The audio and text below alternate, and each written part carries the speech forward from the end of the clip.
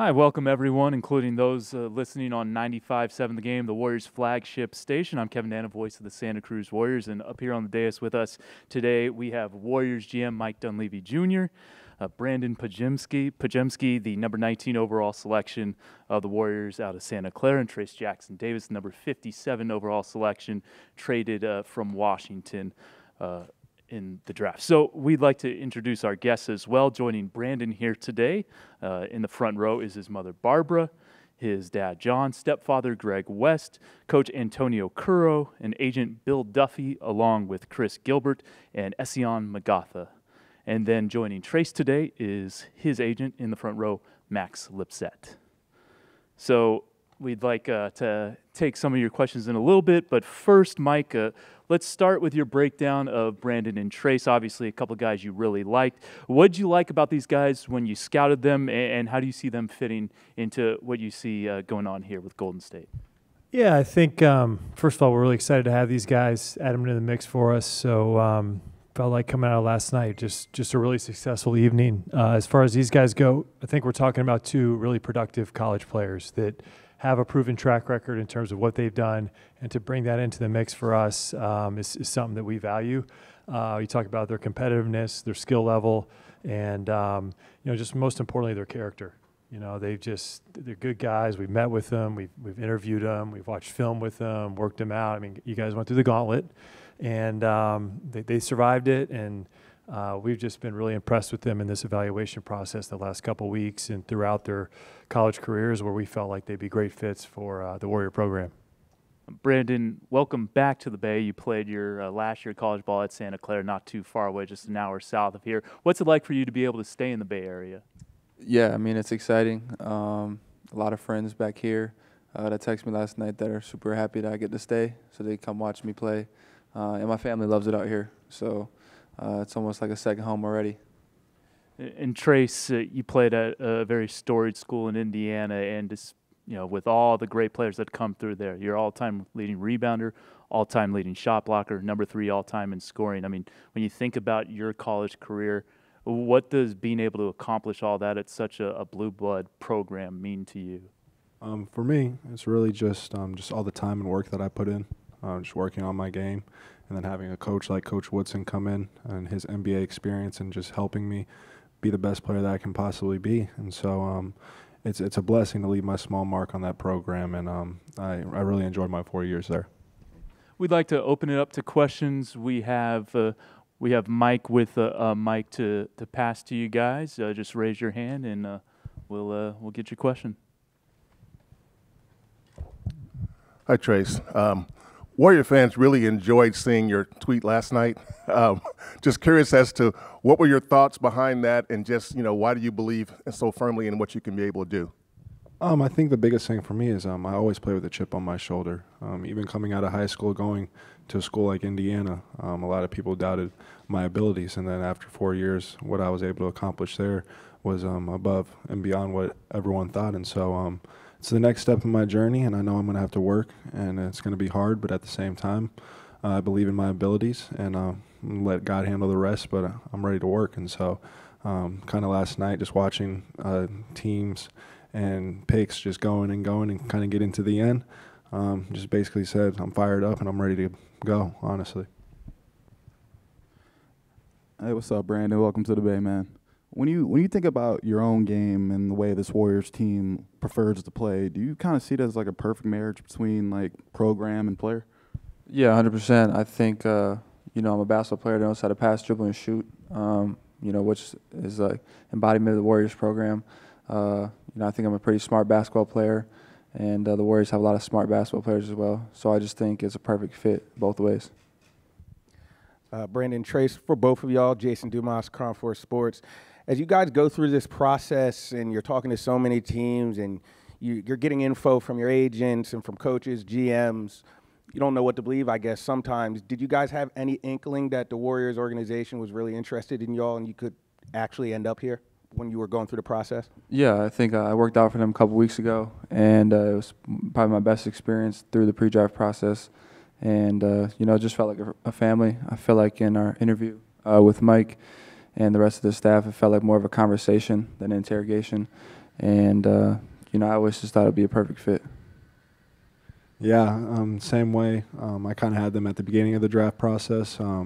We did an interview in Chicago, then they came and watched me in LA, and then I came out the day after and worked out for them in this facility. And so we built a very, very strong relationship. And obviously, it doesn't help that Mike's brother is my agent as well, and so that's always a good thing. Mike, I actually wanted to follow up with the pre-draft process. You brought in close to 40 guys to work out. What did you like about the workouts with Trayce and with Brandin that stood out to you, and how much did that help your decision in selecting these guys? Yeah, I mean, look, I think for the most part, we evaluate these guys over the whole course of their career, so it's not about one specific workout, but both of them, first and foremost, their willingness to come in. In this day and age, we get a lot of calls from agents, and there's a lack of willingness to come in and compete. And these guys had no problem with that. They came in, they played well, they performed, and honestly, I don't really even remember how well they shot the ball or what they did exactly. I just remember them as like the personalities and the people they were. And so I think just having that sense of what we're getting as a player and a person really kind of put it over the top. And, you know, fortunately, both these guys were there when we were able to pick. Brandin, Trayce, Kendra Andrews, ESPN. This is for both of you. Either through what you've watched from afar with the Warriors, any conversations that you guys have had, what do you think of the way that this team works with and develops younger players, and what do they have put in place here, whether it be the coaching staff, the players who are already in this franchise, will help develop your game and bring you guys along? For me personally, I just think, for me and Trayce, I think it's all about being a sponge from day one. Obviously, a lot of veterans on the team that have been through it, a lot of championships. Coach Kerr's won 9 of them. So it's just a lot of veteran leadership that will help guys like me and Trayce. And, you know, you want to win a championship now. Yeah, absolutely. Just piggybacking off what he said, just being a sponge and being able to absorb all the knowledge that these veterans have. And they like to play in space, and me and him both like to pass the ball. And we're very unselfish players, and so I think it's going to be a great fit for both of us. Trayce, given your dad's history in the NBA, what has he been able to pass on to you about playing next to great shooters?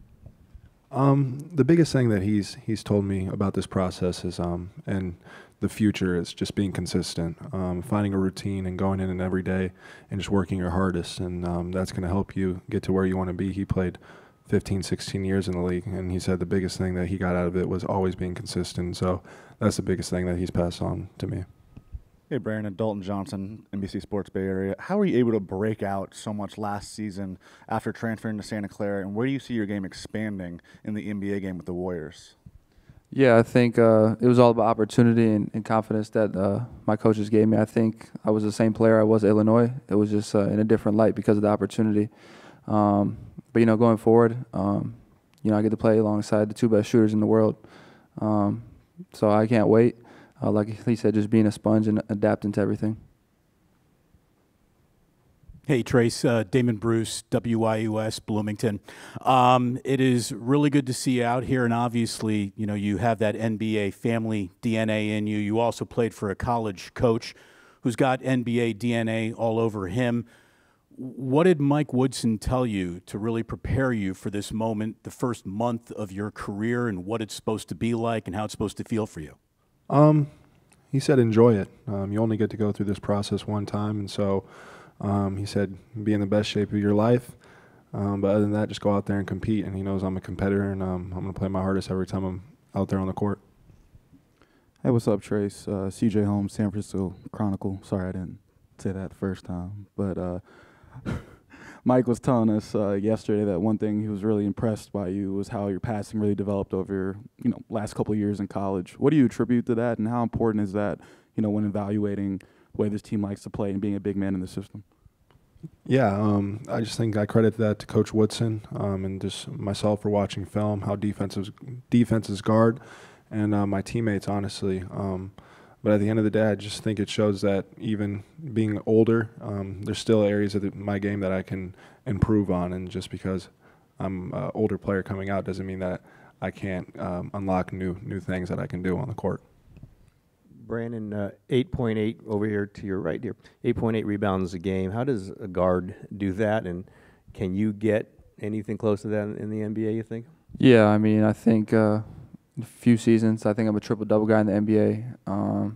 You know, like I said, I like to fill the box score in every which way possible. But in terms for being a point guard, I think, you know, getting the rebound just makes it easier for your team just to get out and run instead of having to outlet the ball. But, you know, I go every time, and obviously some of them are going to come fall right in your arms. Is that just the mindset, or you're determined to go get how just practically, how are you getting so many rebounds? Yeah, I think you go every time, and, you know, it's just the want to get the ball. And then, you know, just from watching people shoot, how the ball bounces, all that kind of stuff plays into it. But it's ultimately how bad you want to go get it. For both of you, how would you just describe the whirlwind of the last 24 hours?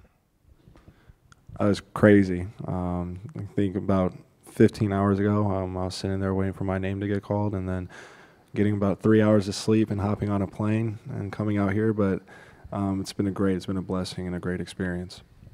Yeah, for me, obviously I was in the green with my family, and you know, it was once in a lifetime experience, and just so blessed to hear my name called quite early in the draft.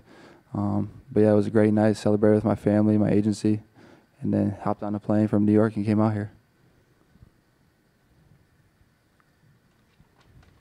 While we get the next question set up, Brandin, I wanted to ask you, you know, you mentioned in one of your interviews that fellow Bronco turned first rounder Jalen Williams was instrumental in helping you come to Santa Clara, transferring from Illinois. I was just curious, what's your relationship like with one of the best rookies in the NBA last year in Jalen Williams, and what role did he play in helping you decide on Santa Clara? Yeah, I mean, our relationship's really good through this whole process. You know, we kind of both started in the same situation, him just a year ago. And, you know, any question I ever had about the process, it could be little, it could be big, I just turned to him, and, you know, he's really good about communicating with me. So super thankful to have that. But then, you know, going to Santa Clara from a Big Ten school, just seeing what he did, and that kind of boosted my confidence that if he could do it, I could do it too. And, you know, here we are a year later. Now, Trayce, over here, Trayce. You seem like a really mild-mannered guy, right? But after watching your highlights, I noticed that you don't necessarily treat the rim so kindly. So I think I asked Jonathan Kaminga this question a couple seasons back. But when attacking the rim, where do you channel that aggression?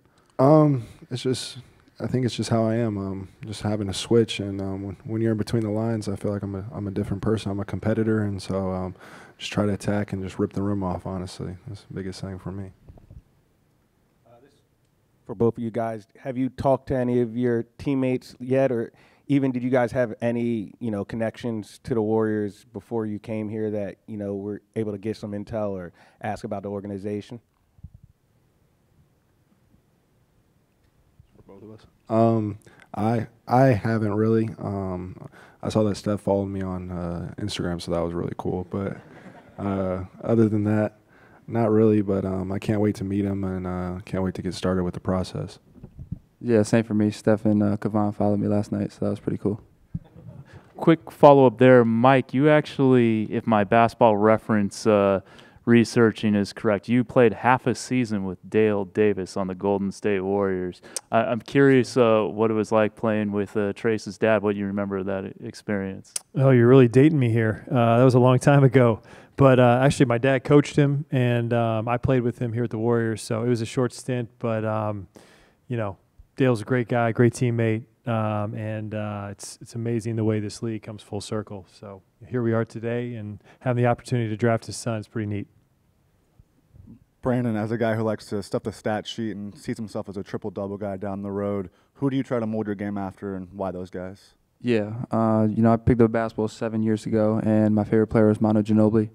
And just seeing the way he plays and, you know, his mentality towards things and how he's a winner is definitely someone I model my game after.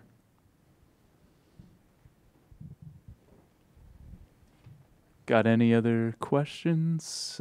I'll go ahead and ask one. Trayce, you mentioned kind of the impact that Mike Woodson had on you. Your first couple of years you played under Archie Miller, and I know coaching changes at the college level. They can be an adjustment. What was that adjustment like for you, and what did you learn from both of those guys? Yeah, they both brought different values. they both coached a different way. Coach Woodson was more of a talker and explainer, and Coach Miller liked to yell, which I think honestly, I feel like I'm really coachable, so either of those ways are good with me. But honestly, just learning new things, just coming into college and having Coach Miller start me as a freshman and being able to play through mistakes was huge. And then Coach Woodson letting me bring the ball up and down the court and make passes and start expanding my game, I thought was huge. And so I definitely got key things from both of them. You're known for being a high-energy, high-effort guy, really good face-up game on the low block. I mean, how do you see your skills and what you were able to accomplish at Indiana translating to this level? Just my motor. I think the way that I run the floor can bring the ball up the floor and then match up problems on defense with slower guys, bringing them out, and then being able to pass the ball to open shooters, the best shooters in the world. And so I think that it's a great fit for me, honestly. Trayce, you mentioned you're 23 and obviously not one of the younger guys in this draft. Is there some kind of advantage you're thinking you might have, though, coming in against some 19-year-olds, some guys who aren't as experienced as you? What edge do you think you have with that? There's just an experience factor. Just how many games I played, especially having Coach Woodson. Some guys are 19, some would even play in college basketball. But at the end of the day, it's a man's league. It's the NBA. You got the greatest players in the world, so you're going to have to go out there and compete, and that's what I'm ready to do. But being older, being a little bit more veteran and experienced, I think is going to be good for me. So we have time for one or two more questions, so if you want to get those questions in, now would be the time. And while you decide if you want to ask another question or two, Brandin, wanted to throw it back to you. And I'm sure you have a lot of confidence in yourself as a player. But if I told you back in October of 2022 that in 5 months you would be the WCC Co-Player of the Year, WCC Newcomer of the Year, then in 8 months you would be a top 20 draft pick, you would say what? Yes. I like it. All right, cool. Well, that will conclude this portion of the draft press conference, and now we'd like to do a photo op with Brandin, Mike, and Trayce. We'll show them their jersey numbers, and yeah, here we go.